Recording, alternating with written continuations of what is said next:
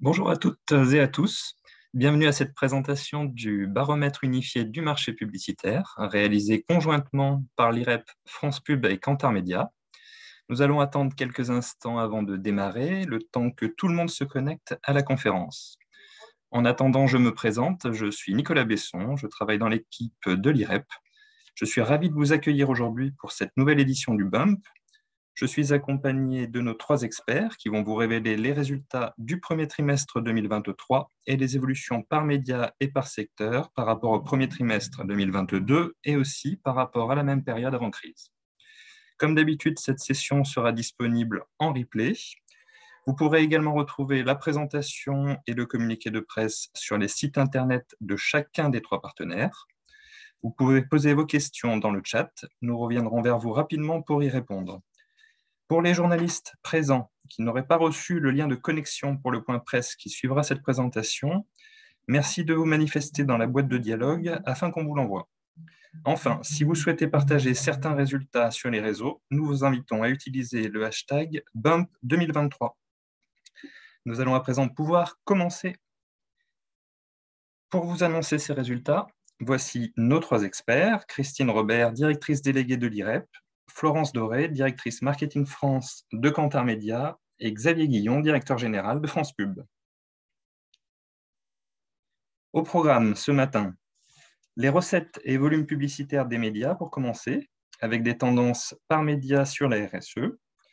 Nous ferons ensuite un focus sur l'évolution du marché par secteur et nous finirons par les prévisions d'évolution du marché de la communication sur l'ensemble de l'année 2023. Vous retrouverez tous les détails méthodologiques ici à l'écran dans la présentation et le communiqué, ainsi que le périmètre d'analyse avec les domaines de compétences de chaque partenaire. En bleu, ici à l'écran, le périmètre média offline et online, qui rassemble les expertises des trois instituts pour analyser le marché publicitaire. Et en rouge, un périmètre plus large, celui du marché de la communication, avec les données de France Pub. Je laisse à présent la parole à Christine pour commencer ce bilan. Bonjour à toutes et tous. On est très heureux de vous accueillir ce matin. Avant toute chose, je tiens à remercier les marques qui nous accompagnent tout au long de l'année, que vous voyez s'afficher à l'écran, ainsi que les souscripteurs. Voilà, les voici, les souscripteurs qui nous accompagnent également sur cette mesure du marché publicitaire français. Donc, avant de vous présenter les résultats de ce premier trimestre 2023, juste un petit mot d'introduction pour vous dire, et on va vous les dévoiler dans quelques instants, on a connu une année 2022 finalement où le redressement s'est poursuivi tout au long de l'année, mais on avait déjà vu en fin d'année 2022 et à partir du second semestre un certain ralentissement du marché. Eh bien, c'est ce ralentissement du marché que nous allons retrouver cette année.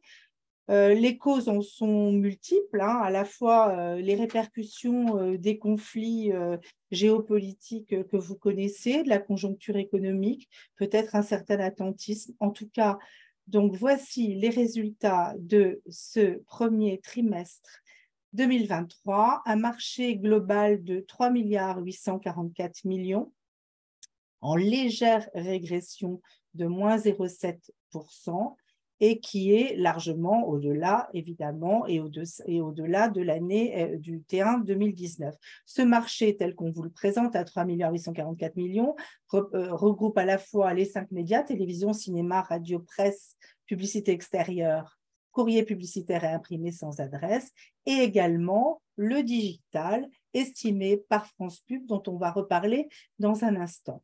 Si l'on regarde maintenant ce qu'il se passe plus précisément sur les 5 médias, donc télévision, cinéma, radio, presse et publicité extérieure, c'est un marché de 1 444 millions, pour le coup en légère baisse, donc c'est là que pointe le ralentissement, moins 3,5, et en retrait également par rapport au T1 2019.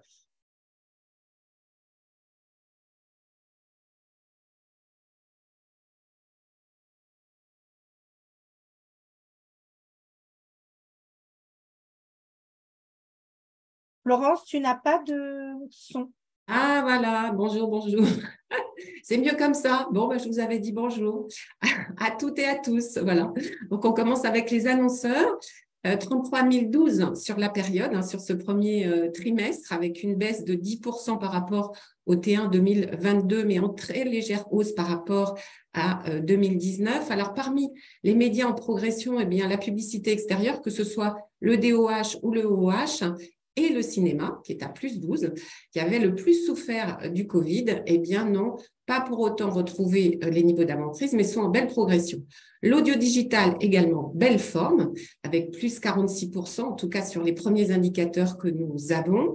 Et puis tous les autres leviers, eh bien, ils accusent une baisse ce premier trimestre, y compris le paid social et le replay IPTV, ce dernier perdant 43 annonceurs. Bonjour à toutes et à tous. Donc, Christine et Florence viennent de vous dévoiler les premières évolutions et les tendances sur ce premier trimestre. Ici, je vais donc vous proposer un regard, remettre un peu en perspective ces résultats qu'on vient de vous communiquer du premier trimestre sur une tendance récente pour regarder l'évolution par rapport au mois précédent et non pas par rapport au trimestre de l'année d'avant pour regarder l'effet tendanciel. Donc, comme vous le savez, sur cet indicateur, on travaille en données corrigées des variations saisonnières, c'est-à-dire qu'on enlève l'abondement de communication lié à la saisonnalité. En septembre, on fait forcément plus de communication qu'au mois d'août. Comme ça permet de se comparer. Donc, quand on prend un peu de recul, on voit bien la remontée du périmètre 5 médias en net très forte sur l'ensemble de 2021. Le premier semestre de 2022 qui était déjà à des niveaux très élevés, pratiquement le niveau de 2019. Le trou d'air de l'été, 2022, la remontée du dernier trimestre sans atteindre tout à fait les niveaux de 2019. Et vous voyez que le premier trimestre 2023, dont on vient de vous donner les grands résultats, bien en fait s'inscrit dans la tendance en fait du dernier trimestre. Vous voyez l'effet de plateau à droite du graphique où on est sur des volumes en données corrigées des variations saisonnières dans la tendance du dernier trimestre 2022, avec un effet de plateau. On est dans ce marché qui résiste, qui est un peu attentiste, qui reste très légèrement en deçà des valeurs de 2019, mais qui se maintient quand même à un niveau relativement élevé.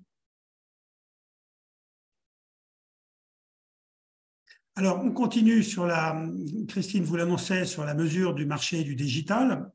Alors, en volume, donc là, je précise en termes méthodologiques que ce sont des évolutions mesurées par le panel France Pub, mais qu'on reprend le périmètre de SRI pour que vous puissiez suivre ces séries, parce que vous savez que l'IREP communique au semestre et à l'année sur le périmètre SRI. Donc, on reprend le périmètre SRI qui est très proche du périmètre France Pub, mais les évolutions au trimestre sont calculées à partir du panel France Pub.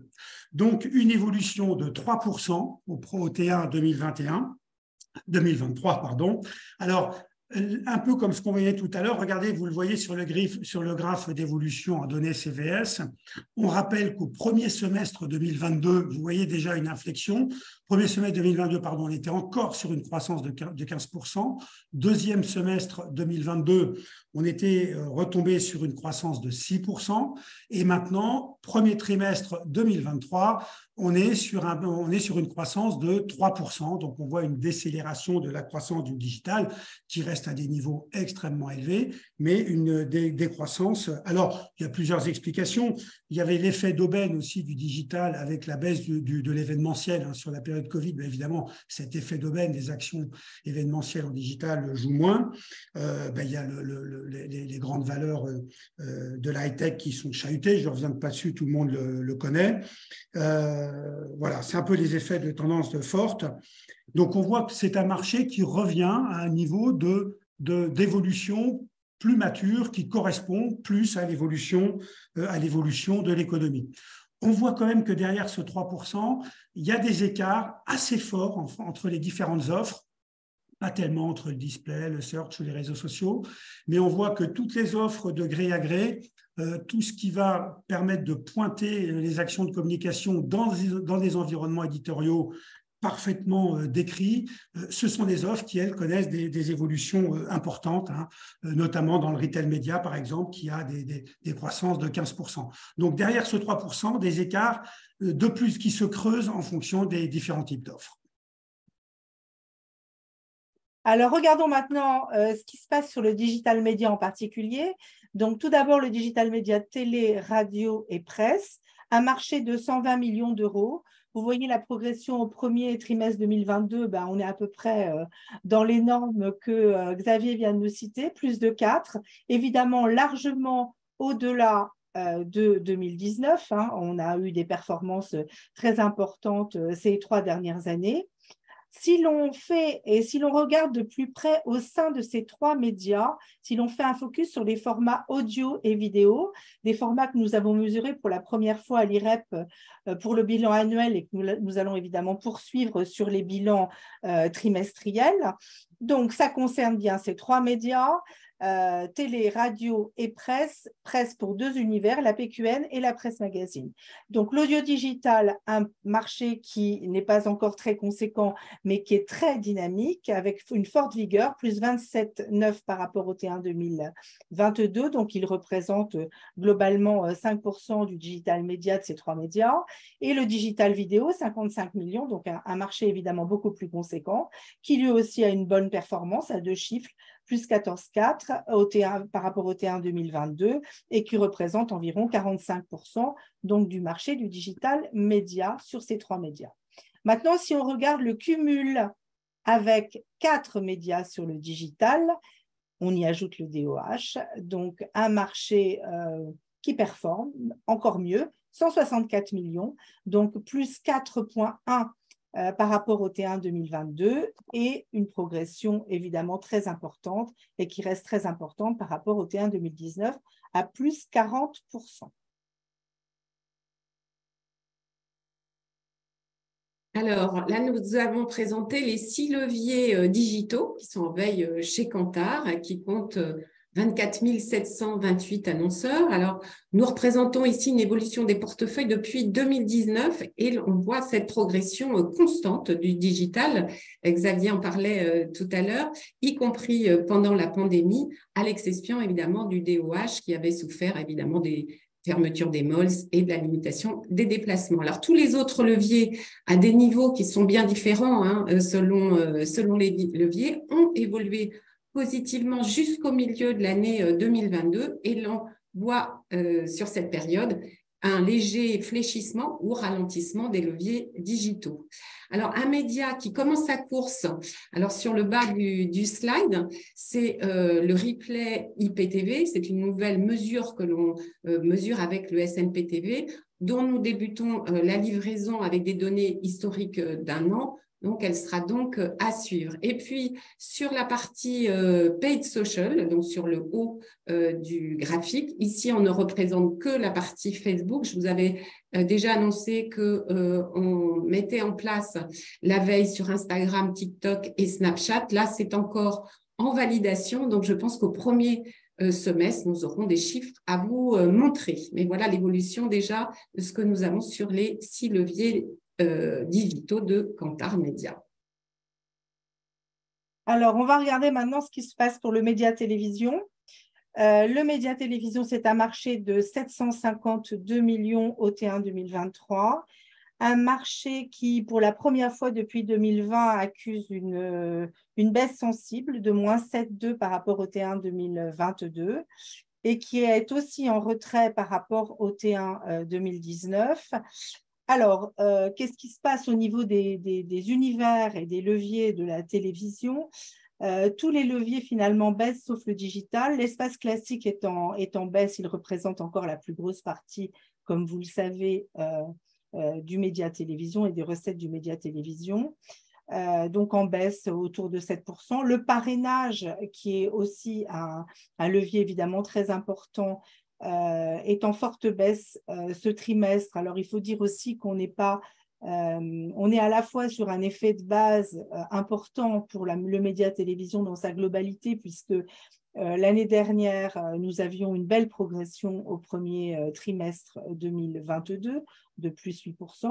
Et en plus, en termes de concurrence, en tout cas en termes d'événements sur le parrainage en particulier, il y avait les JO de Pékin que nous n'avons évidemment pas cette année.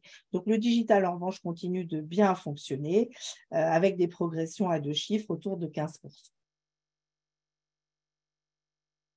Alors, globalement, eh bien, les volumes de la télévision apparaissent comme légèrement positifs sur l'ensemble du média. Il s'agit d'un résultat qui est essentiellement lié aux chaînes thématiques qui ont longtemps été dans le rouge et qui se redressent légèrement. On voit un plus 1,5%, alors que le parrainage, mais Christine vient d'en parler, est plus impacté sur les volumes.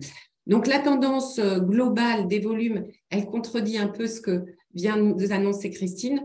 Il est probable que nous avons un assouplissement des négociations en commercial. Alors, si l'on regarde voilà, les annonceurs, eh bien, on a vu dans le panorama global que la télé compte moins d'annonceurs qu'au T1 2023 comparé à 2022, mais également à 2019, puisqu'il en manque encore 53 pour retrouver ce niveau d'avant-crise. Alors, c'est vrai qu'on avait connu une très forte période de recrutement. Alors, nous mettons à l'honneur, et nous le ferons sur l'ensemble des médias, 2 annonceurs. Le premier, la plus forte hausse et la plus forte entrée. Alors, la plus forte hausse en valeur brute, eh bien, c'est Procter & Gamble qui revient avec des nouvelles campagnes télé, avec entre autres les produits ZZ Quill, Always, Ariel, Head & Shoulders, et puis Opco 21. Alors, c'est de la formation et de la promotion des métiers de l'industrie. Alors, ce qui est intéressant, c'est de voir qu'ils ont quand même fait 2276 spots télé sur les 3 premiers mois. Alors, concernant la RSE, puisque nous ferons aussi cet exercice sur l'ensemble des médias, eh bien, la tendance est clairement à la baisse sur l'ensemble. Vous le verrez, on fera un récapitulatif tout à l'heure, mais l'ensemble est à moins 16,7% de pression publicitaire brute sur le trimestre. Donc, la télé, eh bien, elle dépasse la moyenne, on est à moins 17,2 et elle impacte d'ailleurs fortement l'ensemble des résultats vu son poids budgétaire. Alors, si l'on regarde les 3 secteurs qui portent quand même les messages RSE, eh bien, l'automobile, qui est en baisse, mais moins en baisse que beaucoup d'autres, on est sur une baisse de moins 4,5%, avec un annonceur emblématique, il s'agit de Renault. Le deuxième secteur, l'alimentation, qui est en donc 2e position, avec un résultat positif, on est à plus 1,2 et Nestlé qui est en tête de ce classement. Et puis, le 3e, c'est la distribution, qui est un secteur qui impacte le plus le média. On est à moins 32, avec pourtant des acteurs qui communiquent de façon très importante, notamment Leroy Merlin, Leclerc et Système U. Alors, on va parler maintenant du cinéma. Donc, le cinéma, au premier trimestre 2023, poursuit sa remontée, doucement mais sûrement, donc avec un grand nombre de films et bien sûr des salles ouvertes, un marché de 17 millions d'euros en progression spectaculaire et importante, c'est ce qu'on a vu tout au long de l'année 2022, plus 22,9, avec un écart qui est encore important par rapport au T1 2019, mais qui se réduit petit à petit, et donc ça c'est un bon signe. Les chiffres du CNC corroborent ce que l'on voit en termes de recettes. La fréquentation cinématographique a progressé de 18,1 sur ce premier trimestre 2023 par rapport à 2022 et reste encore en recul par rapport à une moyenne 2017-2019 à près de 20%. Alors, belle progression du nombre d'annonceurs en cinéma. On est à plus 12,8%. Alors, il en manque encore 12 pour retrouver les niveaux de 2019. La plus forte évolution, Volvo, et le plus important annonceur, TikTok, qui communique sur les grands écrans pour mettre en avant son appli. Et puis, côté RSE, eh bien, le cinéma est à l'honneur, puisque forte progression sur la période, on est à plus 116%, donc x2. Et avec 3 secteurs prioritaires, notamment les actions humanitaires et notamment la Fondation Abbé Pierre, l'automobile avec Renault, d'ailleurs, qui est le seul annonceur sur la thématique, et en numéro 3, l'industrie, avec un annonceur qu'on va voir à plusieurs reprises pendant la présentation, c'est Écosystème Emballage. Alors, la radio, maintenant, la radio est un marché de 118 millions ce trimestre, en légère progression, en progression notable de 1,2. Donc, c'est un média, on l'a vu et on le voit à chaque mesure, c'est un média qui est très réactif et qui finalement est toujours extrêmement proche de l'équilibre. Et ici, c'est l'équilibre plus, et qui est aussi à l'équilibre par rapport à 2019. Donc, rappelons ici que l'IREP mesure uniquement la radio nationale, mais inclut effectivement le levier digital. Donc, la publicité nationale pour la radio représente plus de 97% des recettes, est un univers stable et encore un peu en retrait par rapport à 2019. Et le digital radio progresse bien et c'est un univers encore petit, comme vous le savez, mais très dynamique, avec des progressions par rapport au trimestre précédent de près de 17% et de 166% par rapport au T1 2019. Donc, avec des progressions globales de la durée publicitaire et du nombre de spots, le média est plutôt sur une belle tendance, quand bien même il n'atteint pas tout à fait les niveaux de 2019. Alors, c'est les stations généralistes, les musicales et les programmes locaux qui représentent à eux seuls 84% de la durée totale du média. Elles portent la croissance et elles ont toutes dépassé le niveau de 2019. Et dans le même temps, eh bien, les stations thématiques et les Îles-de-France accusent des baisses importantes. On est à moins 13,4 sur la partie Île-de-France. En revanche, voilà, la radio n'a pas retrouvé la totalité de son portefeuille de 2019.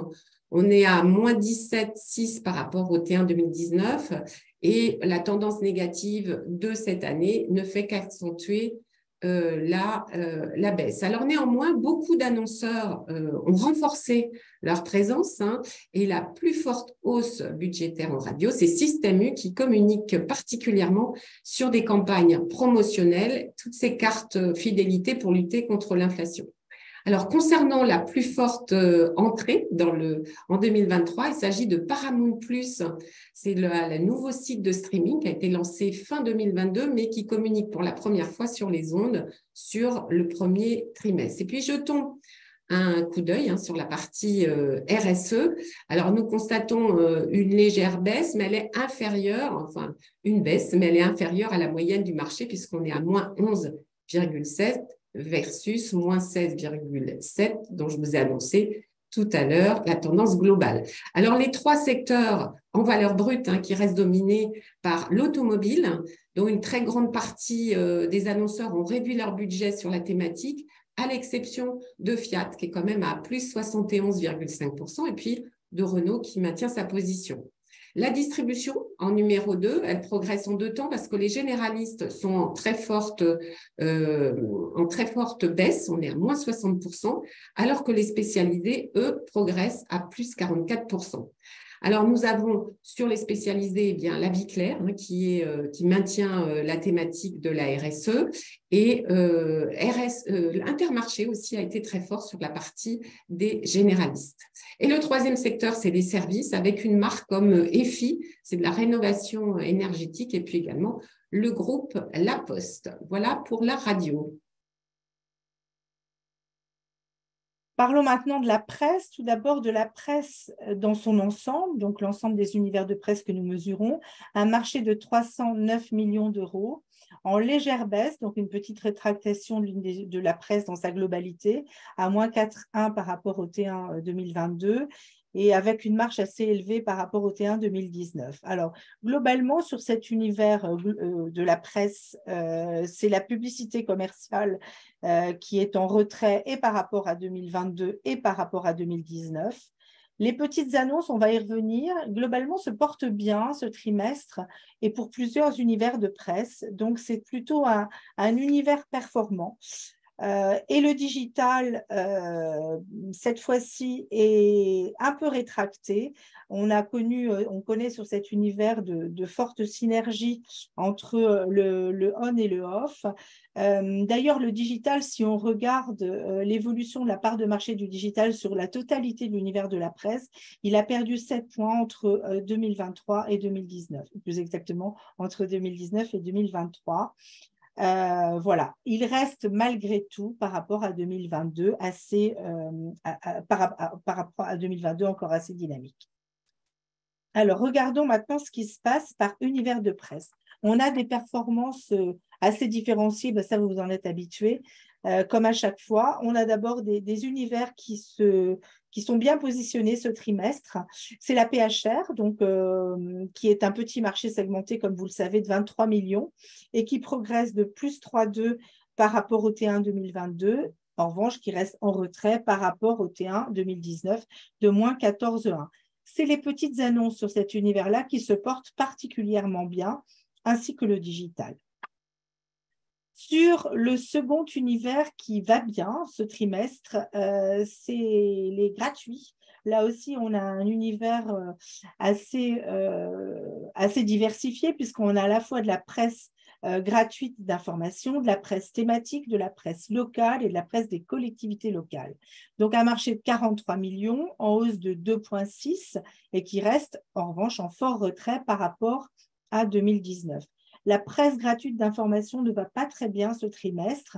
En revanche, la presse locale et des collectivités locales progresse et en particulier par rapport aux petites annonces et par rapport au digital. Les 3 autres univers de presse sont plutôt baissiers par rapport à l'année dernière. Tout d'abord, la presse quotidienne nationale, la PQN, à 41 millions d'euros, moins 9,3 par rapport au T1 2022. En revanche, cette presse quotidienne nationale reste au-delà et dépasse l'univers de 2019. C'est un peu ce qu'on avait fait et c'est un peu le même constat qu'on avait fait lors du bilan annuel. Les petites annonces, d'ailleurs, se portent bien sur cet univers-là. La presse magazine a un marché de 87 millions, en baisse là aussi de moins 6,7 par rapport au T1 2022 et de moins 16,4 par rapport au T1 2019. Donc là, petite publicité commerciale, petites annonces et digitales sont plutôt en baisse par rapport au dernier trimestre. En revanche, quand on se compare à 2019, on a de bonnes performances du digital qui demeurent. Maintenant, dernier univers, la presse quotidienne régionale, donc la PQR, un marché de 115 millions d'euros, en baisse de moins 3,9 par rapport au T1 2022 et en baisse assez conséquente par rapport au T1 2019 de moins 13,9. Seul le digital est au-dessus par rapport à 2019. Et si on se compare à l'année dernière, ce qu'on voit, c'est que le local est quasi stable alors que l'extra-local est plutôt en baisse ce trimestre. Voilà pour les univers de presse. Et maintenant, on va regarder les volumes. Donc, le print, puisqu'il s'agit du print, il totalise 9 297 annonceurs. C'est toujours le premier levier des médias historiques. Alors, cependant, le portefeuille continue de se rétracter. On est à moins 5,4 par rapport au T1 2022 et moins 29 par rapport à 2019. Alors, parmi les annonceurs les plus dynamiques sur le média, eh bien, on retrouve la distribution avec Intermarché, qui signe la plus forte hausse en valeur brute, et notamment sur les quotidiens nationaux, avec un discours prix et sa campagne le marché anti-inflation.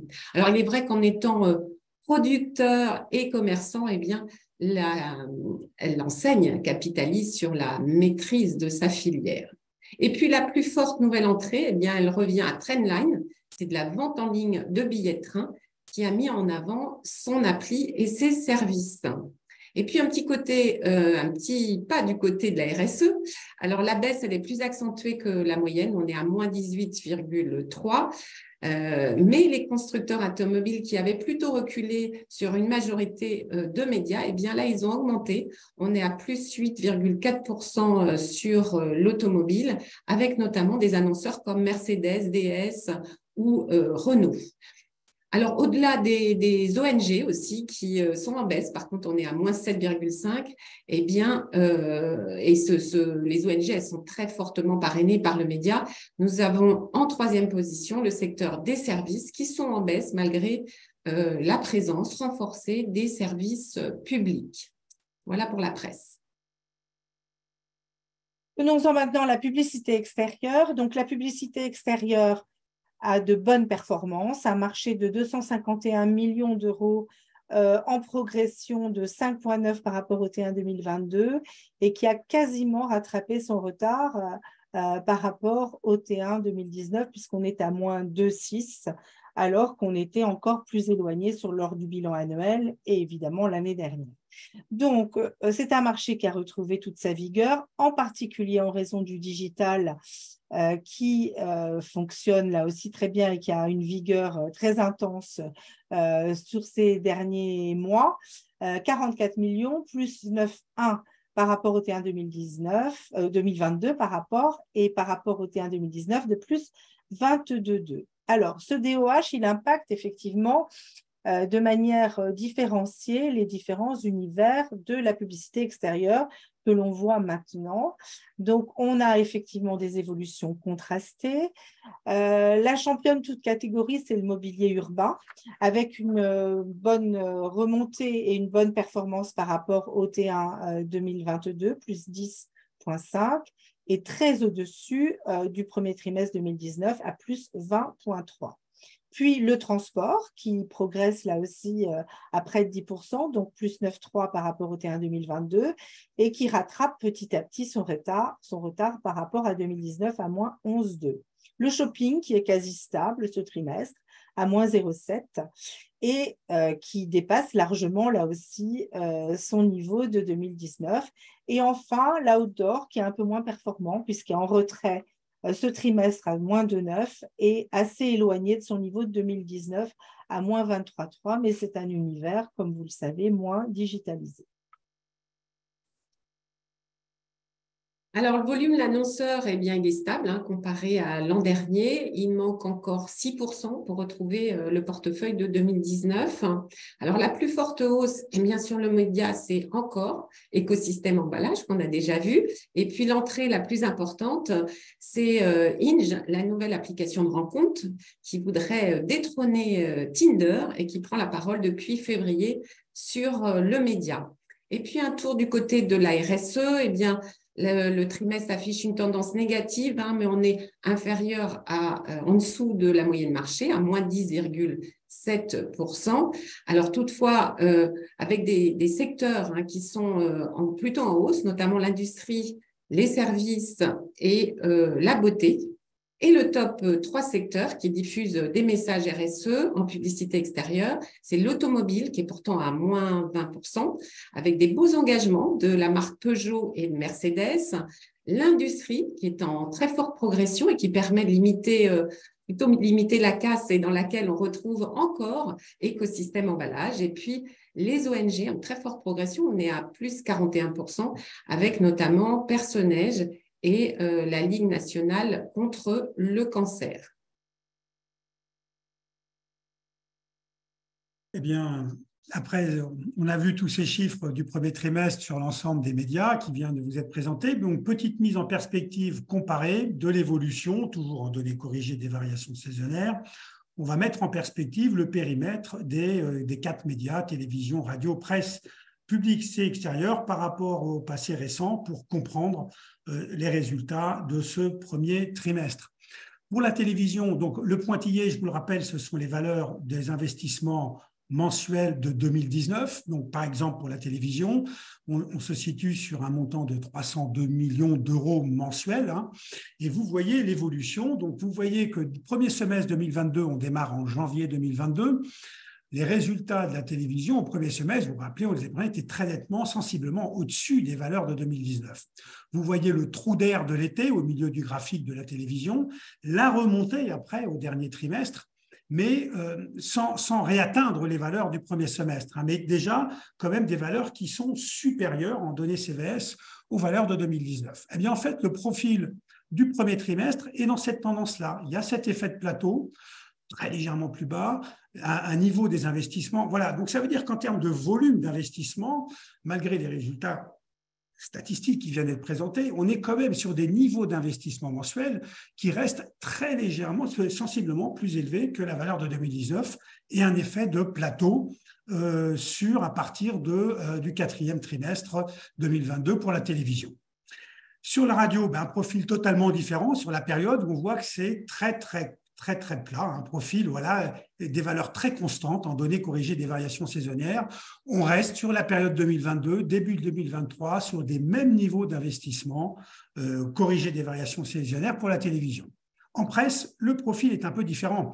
Il y a eu le rattrapage très fort 2021, 2022, mais on est resté en deçà, comme vous le voyez par rapport au graphique pointillé, d'environ 10-15% en deçà des valeurs de 2019. Cette tendance dure, par le petit trou d'air de l'été également, on est remonté et on reste sur des valeurs qui sont d'environ 10, 12, 13% en dessous des données mensuelles de 2019. La publicité extérieure a un profil encore complètement différent, où on est toujours, rappelez-vous, fin 2022, on était toujours dans la phase de rattrapage. Le rattrapage avait été beaucoup plus tardif, mais fin 2022, et c'est ce qu'on constate également début 2023, on a retouché les valeurs de 2019. Alors évidemment, l'effet de base est favorable, ce qui explique les chiffres très forts qui viennent de vous être présentés. On remonte au niveau de 2019, le redressement était plus tardif, donc on a une progression encore toujours très significative du média sur la période. On va parler maintenant des médias d'adressage. Donc, tout d'abord du courrier publicitaire, un marché de 159 millions en recul sensible de moins 11,3 et très éloigné de son niveau de 2019 à moins 28,8. Donc, cette tendance baissière, elle ne date pas d'aujourd'hui. On assiste finalement à une certaine accélération du repli. L'explication majeure de c'est la baisse de la demande et en particulier le repli de certains gros clients retailers, mais aussi de certains acteurs de la vente à distance, donc de la VAD. Donc voilà. Le deuxième élément qui explique cette baisse, c'est bien sûr un prix du papier dont on a déjà parlé qui reste très élevé. L'autre univers est celui des imprimés sans adresse, donc les ISA, un marché de 109 millions avec globalement des performances assez identiques au courrier publicitaire, donc une tendance baissière par rapport au T1 2022 de moins 12,3 et très accentuée par rapport au T1 2019 de moins 25,2. Comme vous le savez, comme vous le voyez, nous mesurons depuis le bilan annuel les prospectus digitaux, donc c'est encore un petit marché extrêmement vigoureux et dynamique, mais qui ne réussit pas, bien sûr, à compenser la perte du prospectus papier. Alors, le déficit du prospectus papier, finalement, il est assez simple à comprendre. Vous savez qu'il y a une lame de fond qui est entamée en particulier par les grandes enseignes généralistes, Cora, Leclerc, Carrefour. Il y a un certain effet d'entraînement. Ils annoncent tous déjà sont passés à la fin du prospectus papier. Ce n'est pas encore le cas des GSS, donc des enseignes spécialisées, mais en tout cas, voilà, l'impact est fort de ce point de vue-là. Alors maintenant, nous allons faire le petit bilan et le petit récapitulatif auquel vous êtes habitués tous sur le T1 2020 par rapport au T1 2022. Donc, je vous rappelle que la globalité du marché, incluant le digital, estimé par France Pub, est de moins 0,7, donc un marché quasi plat.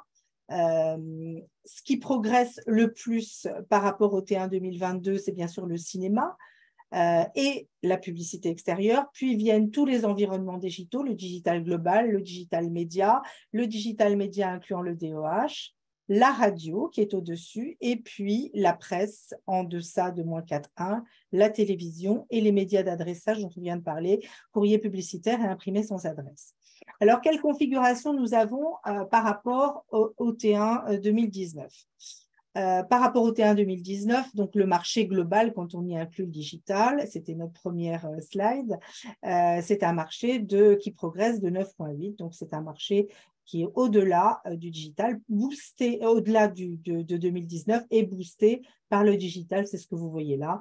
Donc, la globalité du digital, bien sûr, et le digital média. La radio est à l'équilibre. La publicité gagne de plus en plus du terrain pour se rapprocher de son niveau initial. Et d'ailleurs, à l'intérieur de la publicité extérieure, il y a déjà des univers qui ont dépassé 2019. C'est le mobilier urbain et le shopping, comme on l'a vu tout à l'heure. La télévision, aujourd'hui, qui est en retrait par rapport à 2019. La presse à -13 également. Les imprimés sans adresse, le cinéma et le courrier publicitaire. Donc, on a un certain nombre de médias aujourd'hui qui ont creusé un peu l'écart par rapport aux dernières périodes.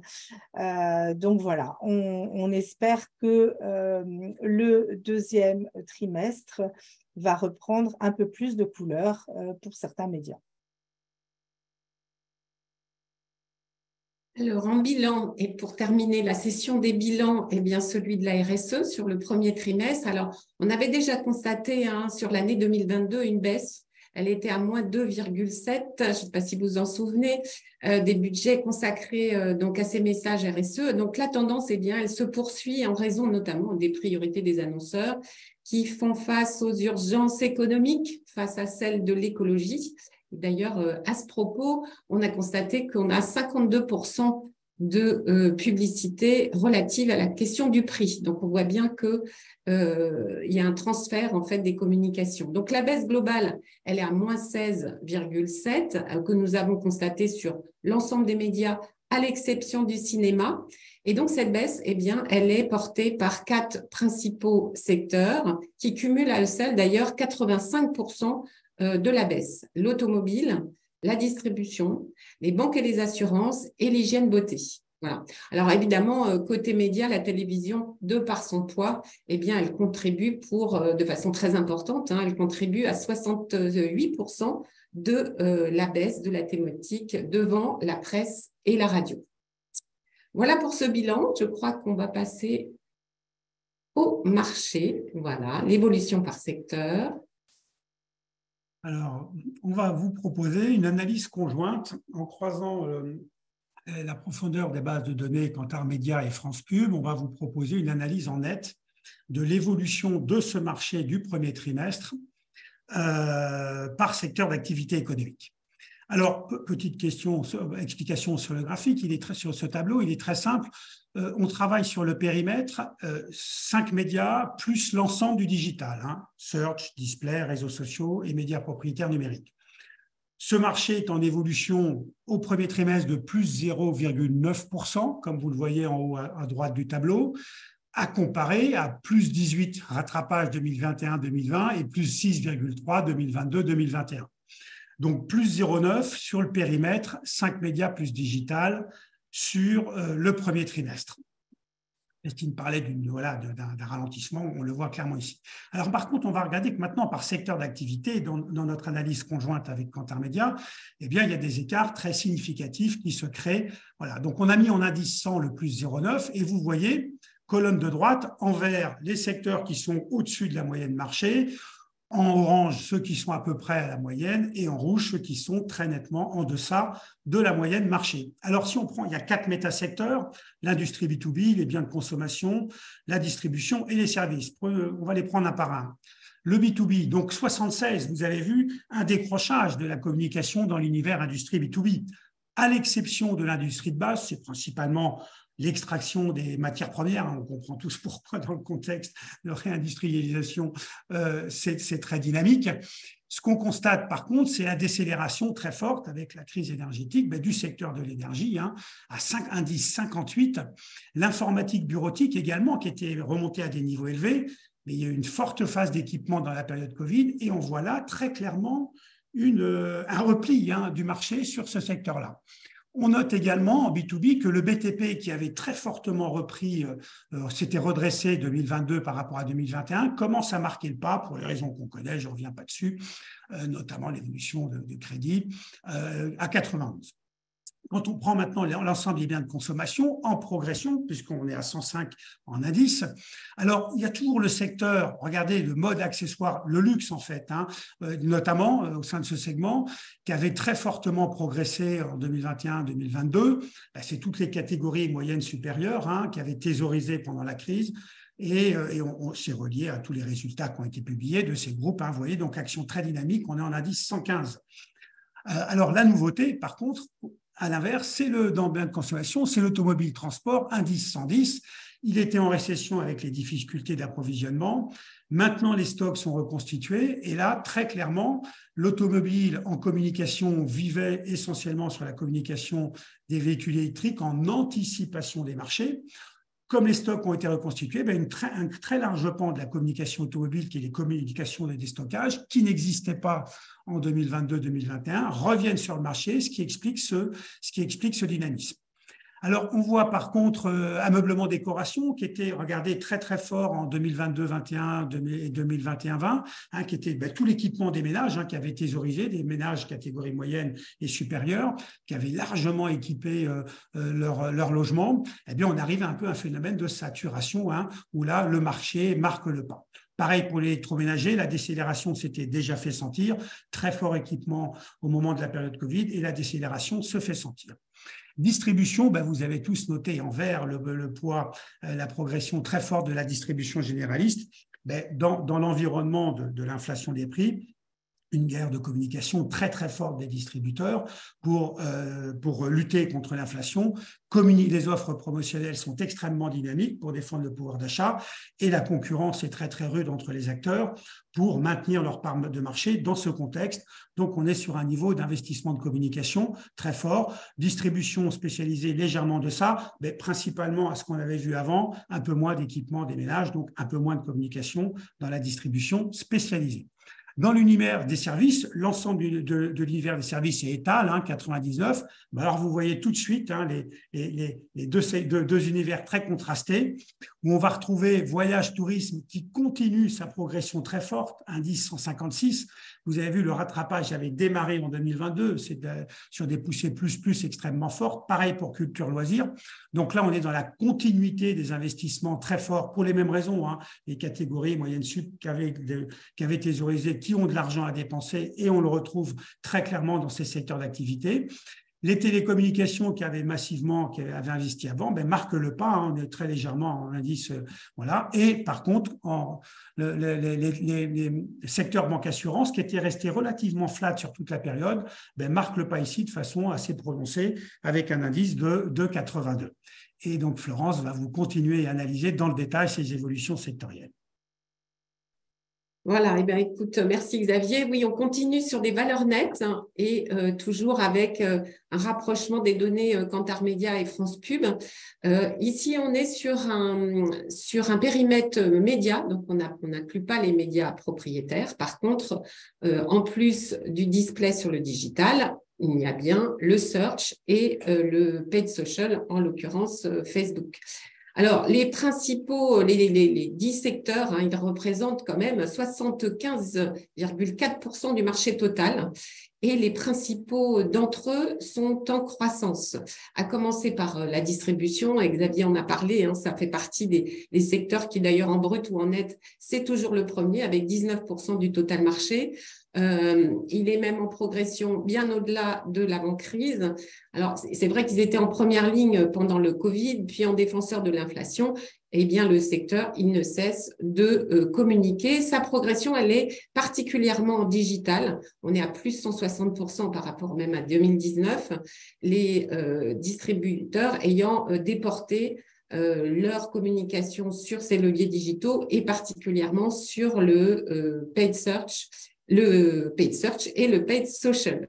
Voilà. D'autres leviers sont importants aussi pour la distribution, la radio, la publicité extérieure et la télévision évidemment, mais la publicité extérieure et la radio sont en hausse. Eh bien, nous avons aussi, et ça je crois que Xavier en a parlé, il y a 2 vitesses pour les distributeurs, puisque les généralistes sont plutôt en hausse et les spécialisés sont en baisse, on est à moins 2%.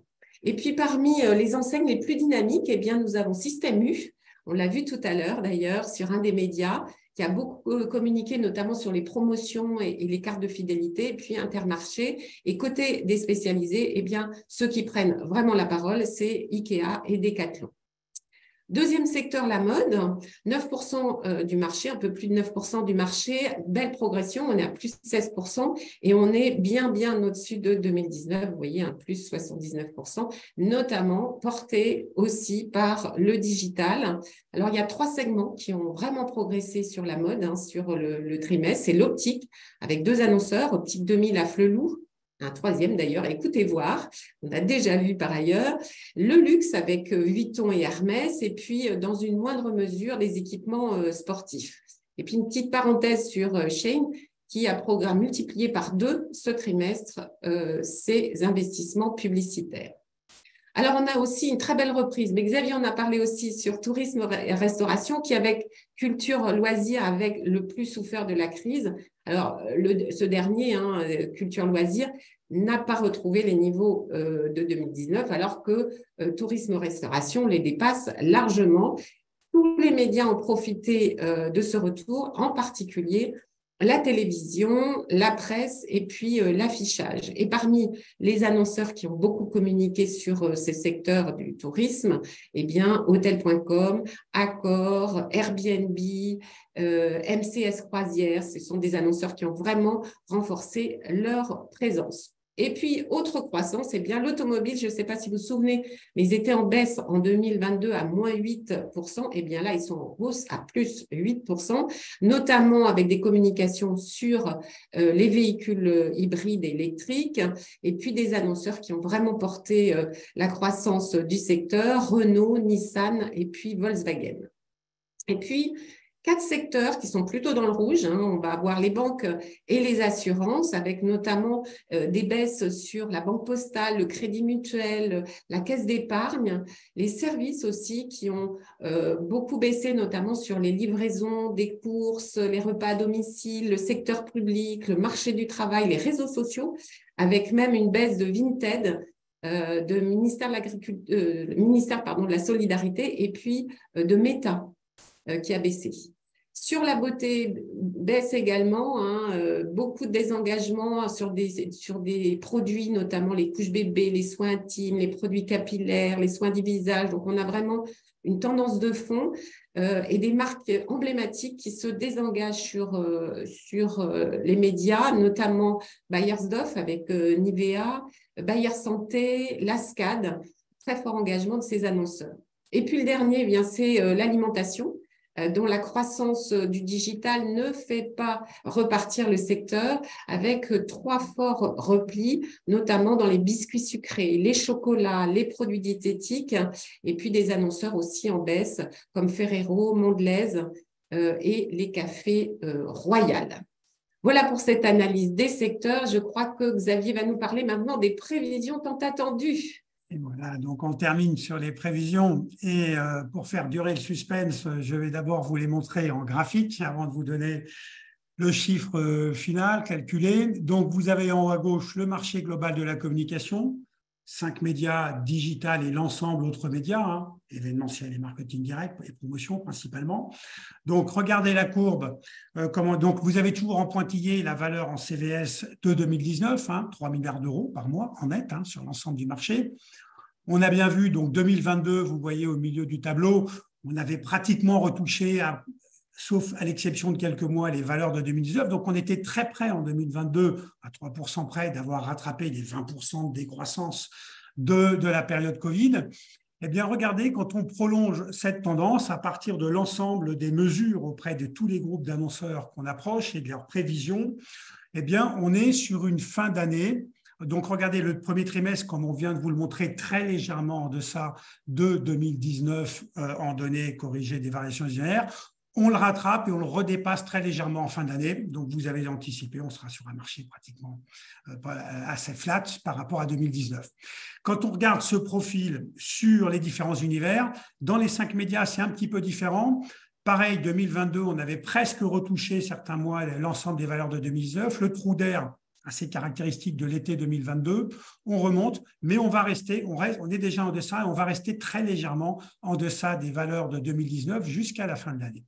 Le digital, vous voyez la progression très forte de 2021, début 2022, qui s'atténue, deuxième semestre, on en a parlé tout à l'heure, baisse, décélération de la progression du digital, qui va rester sur les mêmes tendances sur l'ensemble de l'année.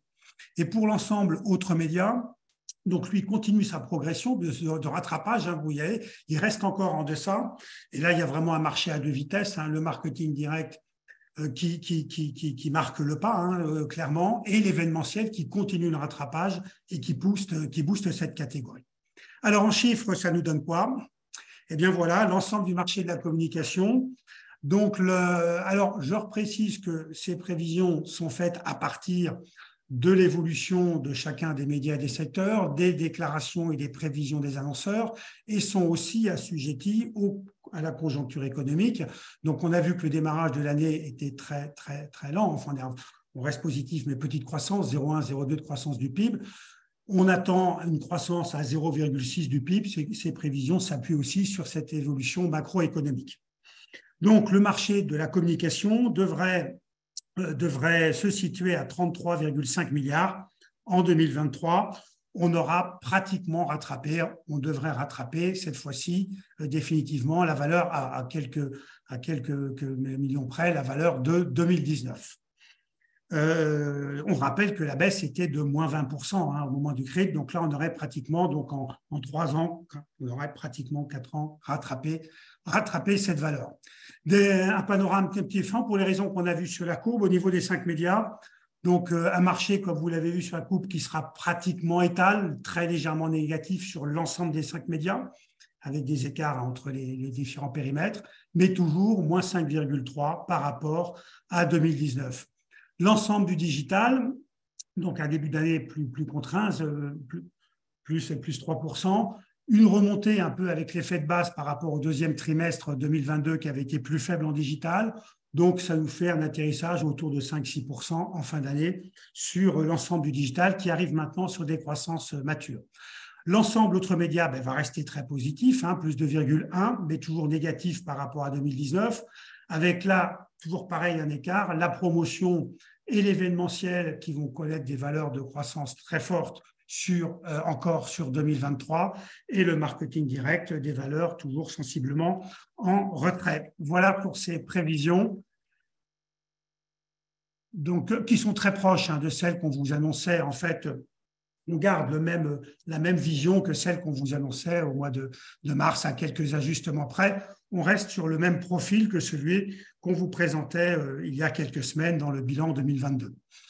Donc, on aura le plaisir de se retrouver le 12 mars pour la présentation des résultats, le 12 septembre, pardon, pour la présentation des résultats du premier semestre 2023. Merci à vous et je pense qu'il y a un petit mot de conclusion de Christine ou... Non, merci à tous. Donc, on se retrouve le 12 septembre, comme vient de le dire Xavier. Nous serons présents, Florence, Xavier et moi-même, pour vous présenter les résultats de ce premier semestre 2023. Donc, à très bientôt. Merci de votre présence à toutes et tous et très bonne journée. Merci beaucoup. À très bientôt.